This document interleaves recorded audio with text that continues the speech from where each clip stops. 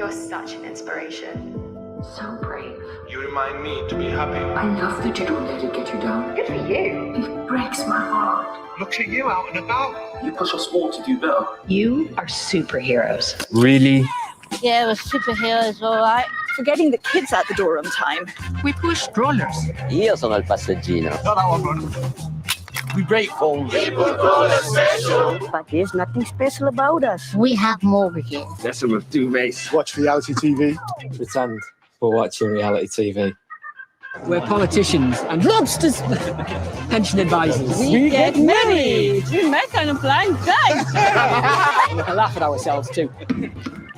We love our grannies. And our go-go's. We pray 5 times a day. And no, I'm not praying for a cure. I'm praying for a new handbag. We swipe right. We go on first dates. And get lucky too. So are the pedestals are nice? And the pity tolerated. We're not special. That's not what it's like. Non è la nostra realtà. And only when you see us. Wonderfully ordinary. Wonderfully human. Only then Can we all break down these barriers That keep us apart.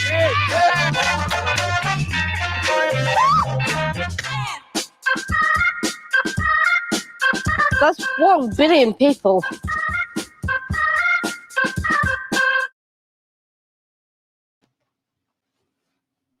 Hi, and welcome everyone to today's Atos Live special on digital diversity and inclusion.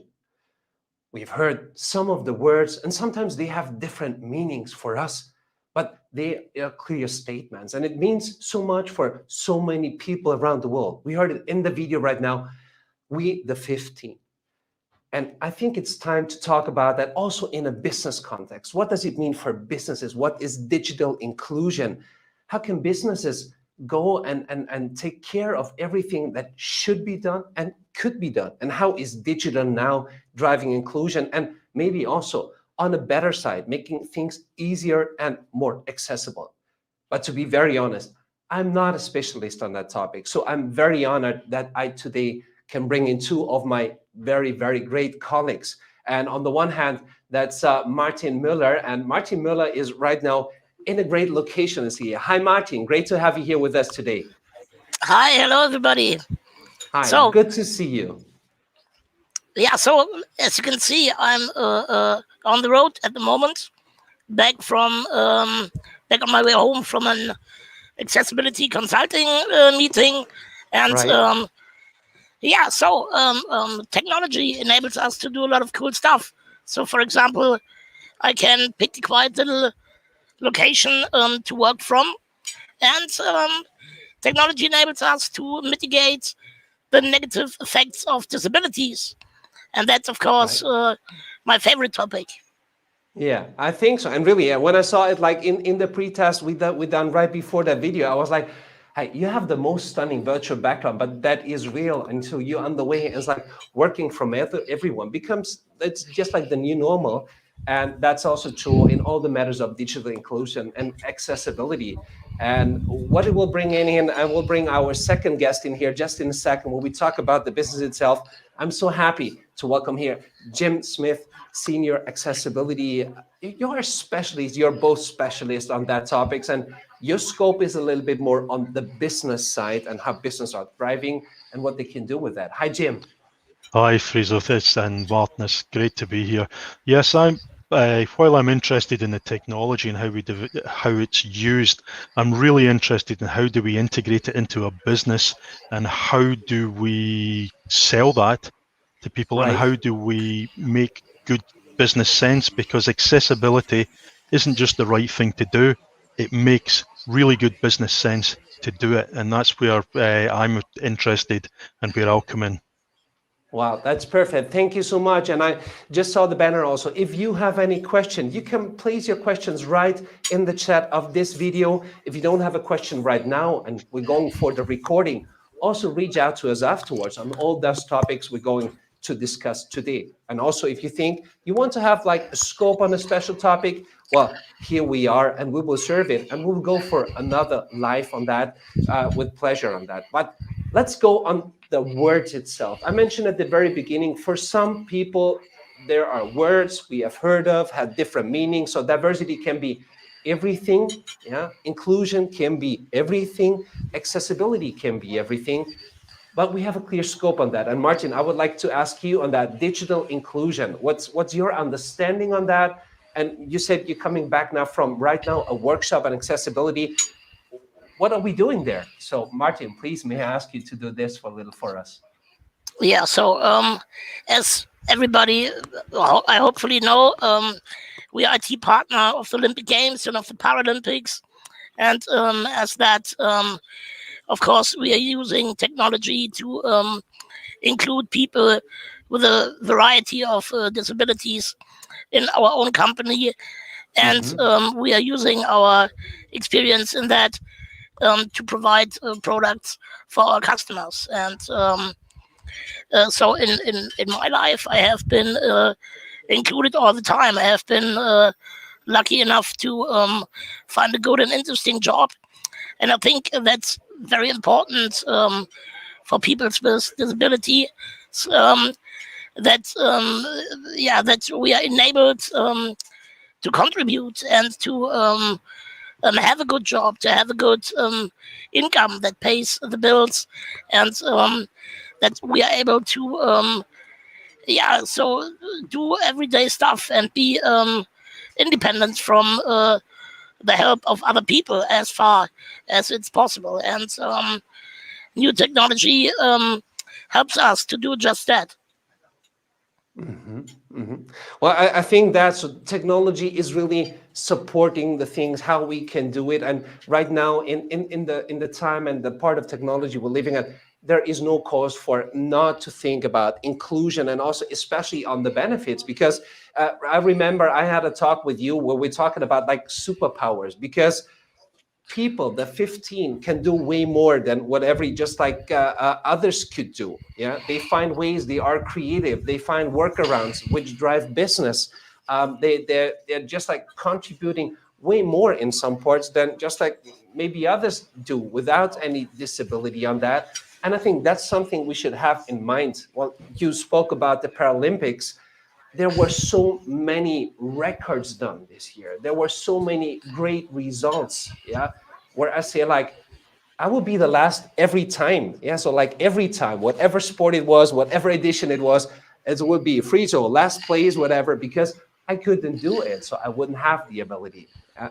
In regards of business and now the workplace, what's like the most important things we're looking at, or you are looking at, or also you are facing when you're at the customer, Martin? Maybe can I ask you this? Yeah, so I'm a guy of short stature, as you might notice, and this brings some it's I always have to improvise to do everyday stuff, and I think that is true for a lot of people with disabilities. If you have a more demanding lifestyle, you need to improvise a lot. You have to be solution oriented and think outside of the box, and those are qualities that you want from your employees too. So I always like to talk inside of Atos about employing more people with disabilities, just to get a broader skill set, a broader set of experiences. And so my eye height is about the same of that of people who use a wheelchair, and so that brings a different point of view. And some of the barriers are the same, some of the barriers are different, and I think it's important to raise the awareness, to try to change your point of view. And Well, perfectly said, and I like it, and I also liked it as we did in the last time, your point of view, because that's really something also to have be seen literal. Yeah, it's like a different approach to the workplace. It's a different approach to things, buttons, and all that, and that's something also we are looking at a business side where we can support companies and not just like say, hey, you should do it, or it would be nice, because on the one hand, it's an obligation. on the one hand, it's a big chance. And Jim, I would like to ask you a little bit, where are the business benefits, the business opportunities, and maybe on the other hand, also the business challenges where we as Atos support? Okay. Yeah, I think it's really important to think of the opportunities, because you talked about the regulations that we need to follow. And usually if you're forced to do something, that's the worst reason for doing it. So if we think of, first of all, if we think of one of the challenges we see as businesses is actually recruiting staff, recruiting quality staff. So if we are actively excluding 15% of the employment pool, we're making life hard as a business to ensure that we get good people. And as Martin said, you're bringing in people with a diverse way of looking at the world and a diverse way of approaching problems. And that's what we need in our teams as well. And from a customer point of view, if we're going to exclude 15% of our potential customers, I mean, that does not make good business sense. So what we need to do is really two approaches here. We need to ensure that our own staff are accommodated and that we have everything in place so that everyone can actually work to their full potential, that technology is not actually forming a barrier to prevent people from actually performing. And we also need to make sure that we're inclusive of our customers as well. And what's interesting is that the majority of disabilities are actually acquired. I think the median age for acquiring a disability, certainly in the UK, is 54. So as our workforce also ages, that's where accessibility becomes important as well there, because we want to continue with our workforce and develop people on there. And if you think of the cost of recruiting and replacing people is really, really quite high. Internally, we looked at our costs, and I think it costs almost 14 times as much simply to go to a recruitment agency than it does to do the average adjustment that we do within Atos. Because so it actually makes business sense. You actually save money by ensuring that your internal tools and your processes are accessible. So I think that's really important. It's also important that we don't drive our audience away and our customer base. And the other thing we need to remember about the 15% of customers, if you are discriminating against someone's friend or their family member, so it's actually much bigger than 15%. Sort of thing that we're dealing with our customer base there. So that's the high level reasons for why we would be interested in a business approach to accessibility. If that answers your question. Absolutely. I'm just like really stunned because you're bringing it down to also like a math point. So just like really the facts in itself, saying like if we would exclude 15% of the potential of like the greatest staff we could have. And also on the other hand, see, like if we would exclude 15% of our customers, just not looking at that, not looking at the opportunities, just like excluding it out, it makes no sense. And also on the other hand, what you said, the cost of hiring, but not just like the hiring process is the one part, but also like keeping stuff for a long term. That's also like where businesses lose a lot of money. And I think that's quite important to tackle. And there are so many questions right here, and one is coming in here like now from LinkedIn, and it's like, if you face critical encounters, how do you motivate yourself and convince customers? Because I can also imagine sometimes there might be those barriers in the head, not looking at that, not seeing it at the very first moment in the head. It's like, how is that? How do you tackle situations like that? Who wants to take that question, please? Yeah, so maybe I can start. Yeah, sure, please. Because I don't have that much critical encounters, if I get it right, what it means. So most of the time I get very positive feedback when I approach people with this topic, and I get a lot of respect as well, I would say, because when people see that I may have a little bit of harder time to reach something, or that I have special equipment in my car to be mobile and stuff like that. And I do like to travel, and I do get around. And if people see that that you can live an independent life with your disability, that brings a lot of positive feedback. Right. Okay. And thank you, Jim. Maybe from a business point of view, if when we encounter people who show resistance, they say this is too expensive, this is only a minority, why are we doing this? I think what I usually do is I leave, as I said, the regulatory stuff in my back pocket. I don't bring that out straight away. I talk about the financial benefits to the business of what we're going to do with it. Because what we need to remember is when we design for accessibility, it improves for everyone. So what you're actually doing is improving productivity. So there's that can be measured. I can also show that it's actually not usually as important. It's not usually as big an obstruction as people think it's going to be. A great deal of what we can do about accessibility is to look at our processes and our ways. Now, working for Atos, I tend to think in terms of technology. But accessibility is so much, from a business point of view, is so much more than just simply deploying technology to solve a problem. It's about looking about how do we manage things. For instance, if we look now at, we're all used to working from home now, so we can actually see we can change our policies and procedures quite easily. They're not as rigid as they used to be. So it's sometimes about organising something so people don't have to work a rigid 9 to 5 day. So it's about increasing flexibility, produces a lot of accessibility for people. So I would usually show the positive benefits that we have there. And to be honest, very, very few people, I've never met anyone who wants to discriminate.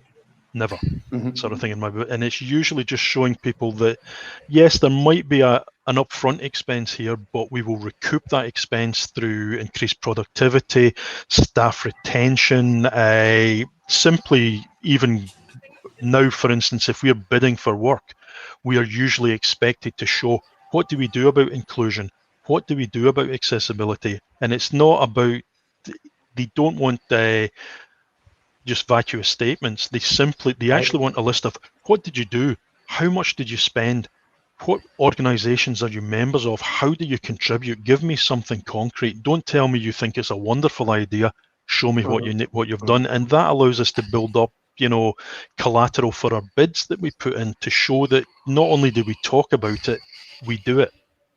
So I think that's the important way to break down some of our critical, when I see barriers that people put up, just explain to people that this is something that we benefit from doing. And it does make a lot of sense. It does make a lot of sense, I think, to implement accessibility right from the beginning, because that way it's cheaper and easier to implement if you do it afterwards. So. So it's really what you're saying is like based on hard facts. Yeah. So to make it a one part, it's sort of a business case which is positive. Yeah. It's not just like, oh, that's nice that you do something. It's also that you say, hey, you can relate on hard facts that this is a positive business case.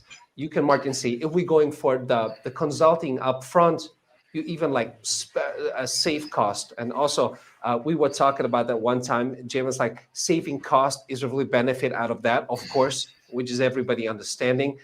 Not just looking about the benefits you have on diversity in the teams, on the different viewpoints, on the different ways of tackle topics, challenges, might it be accessibility challenges or inclusion challenges, but on the other hand, also business challenges, because people with different backgrounds and different challenges and barriers have different points of tackling a solution. And that's what you brought in, Martin, saying like, you got to find a way. There is no option like not to get into the bus.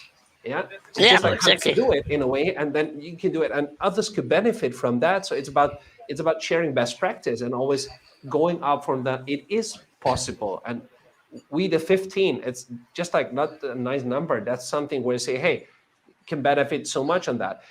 Jim, one question: if I would now be a business, what are the 3 top things you would tell me? Think about this, and this tomorrow. Yeah, from a business point. And Martin, I'm going to ask you on the other hand, like from like an accessibility and inclusion point, but also like what should people do in their daily life that they are respectful? You mentioned that in one way, but on the other hand, how could they benefit, and how should they do something. So Jim, please, from the business side, the top 3 things.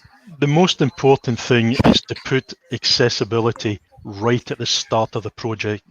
Right. Martin spoke about that earlier. That way you ensure that you bring a diversity of thinking to the project. It also means that accessibility is included all the way through, so we're not retrofitting, we're not fitting it on at the end, because that's always a suboptimal experience that people get there. It forces people to think about, why are we doing things? Why are we doing it? Is there another way to do this? And that improves the product. So that's the top one, would be include accessibility right at the start when you're defining your project. Accessibility needs to be in there. The second one I would say is, from a business point of view, is test, test, test all the way through. Don't leave it to the end. Don't use the standard waterfall approach where we test at the end and then find everything's broken and we've got 2 weeks to fix it and we can't do it. Fix things as they go along. And that leads into the third thing, is don't allow a strive for perfection to stop you from doing things, because things develop, things change. Had you asked me 5 years ago, would I be able to use a lot of the inbuilt tools and operating systems for accessibility, I would have said no. And whereas now that has changed dramatically, they have improved greatly. And if I had said, well, these aren't perfect, these don't really work, just stop it. You need to continue that development. And one example of that, I would say, is when we look at using artificial intelligence for image recognition. Basically, every image that has meaning should have an alternative text, so someone who cannot view the image can understand the meaning that's being conveyed. Now, the artificial intelligence that's used to generate these automatically is not particularly good. But who's to say in 3 or 4 years that it's not going to be really good, that it's not going to improve? So it's test, test, test, the second one, and the last one was do not allow a strive for perfection to stop you from actually doing something. Start working on accessibility now. It might not be perfect, but it will improve and you will get there. And every benefit is an incremental benefit. Wow, that's perfect. So it's also like in a project, start early, be agile, test, and don't stop from the first things to come up. So just like prototype it, find the way, find the approach, and find the result. Thank you for this. I think that's quite important. And also, like, on the side, something which is very digestible, because it's like, yeah, we used to go into projects like that, and just like the same approach here, right? Thank you so much for this. Martin, now from your side, yeah, what are the 3 things you want to mention and bring out, or what would you like to tell your colleagues, or what would you like to tell Friso to do tomorrow? Yeah, so in everyday life, I think just be open-minded. There are a lot of things that are done the same way, or have been done the same way for a long time. But if you try to change your point of view, and you may be able to find new solutions to old problems that just step outside the trodden path, so to say. And I have a girlfriend of mine. She's using a wheelchair, and I found out that a lot of barriers are the same for her than for me, but other barriers are completely different, and I didn't even know. So I learned something new about barriers for other people with different abilities every day. So just be open-minded, and me personally, I say when I need help, so I don't like to be offered help repeatedly. So and a lot of people, for example, in a wheelchair, don't like if you touch the wheelchair, because it's not so much a tool, it's more a part of their body. So yeah, those are the things that you should think about. And in most of the cases, it's not bad intentions, the barriers that exist. It's just a lack of knowledge. And I think that's why it's important to raise the awareness with such videos as we just saw in the beginning. Right. So sorry. No problem, no problem. Well, that's perfect. And you mentioned something, the awareness of that. Yeah, really thinking about that, not trying to, what you said, like being pushy, that, oh, I need to help you, whatever, because so many people can do things we cannot even dream of. Yeah. And nobody comes to me and says like, oh, Friso, can I do this, and this for you?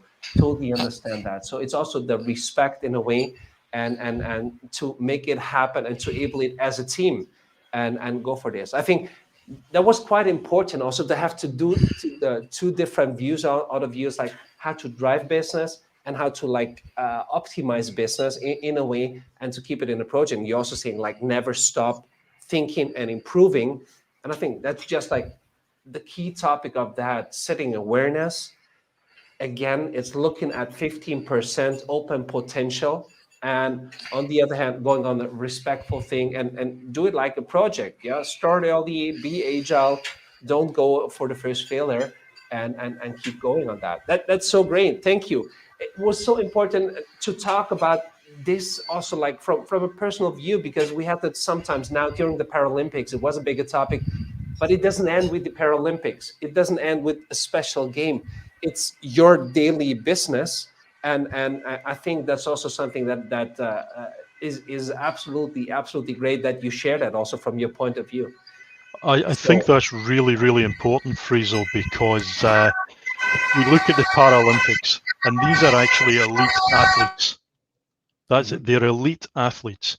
And what I'm interested in from accessibility is everyday folk doing everyday things as well. And that's really important, that people are, I mean, absolutely, there's the inspiration from the Paralympics, but the accessibility to me personally is just ensuring that everyone can get on with their lives as best they can, and to the extent that they wish to.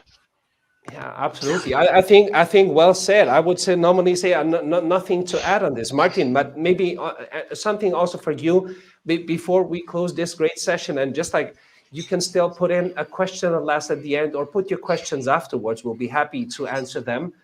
Martin, what's your take on this? Yeah, so I'm just very happy that this topic gets a lot more attention lately. So we see it with our customers. They demand more accessibility, accessibility consulting, and yeah, it's just great fun that this is part of my work, that I can help our customers enable their employees to do a good job. And I think everybody wants to contribute, people with disability as well. So let's use technology to enable everybody to do their very best. Well, thank you. Well said. What I can say also again, and I'm looking forward to other sessions we're going to have in the future, because for me, it's every time learning something new. Today, I can say it's really, you again changed my point of view, and to start thinking in different ways and think about things I never have thought of before. Yeah. So that's something great. And I think that awareness should start in all the companies, in all the businesses, for all the people there. And I think that's a great thing. So thank you both, Martin and Jim, for being with me today on that Atos Live special on digital diversity and inclusion. I'm looking forward to some other sessions we're going to have in the future, and learn what has changed in augmented reality, artificial intelligence, what you mentioned, Jim, for example, but also in other areas of digital workplace. And for you, Martin, with the best virtual background ever, which looks so real as I even would think you would be there. Have a great time. Have a great time on your journey back also, and some great other customer meetings on accessibility. Thank you for being with me today. Thank you. Thanks. Have a good day. Bye-bye. Thank you. So that was another Atos Live today on a special topic, digital inclusion and diversity. If you will be interested in other topics, or if you have questions about that are now coming to your mind, feel free to just comment that on the video, reach out to us, and we'll be happy to have the one or the other colleague and special experts to talk about that. In the meantime, thank you for watching, thank you for being with us, and have a great day. Bye-bye.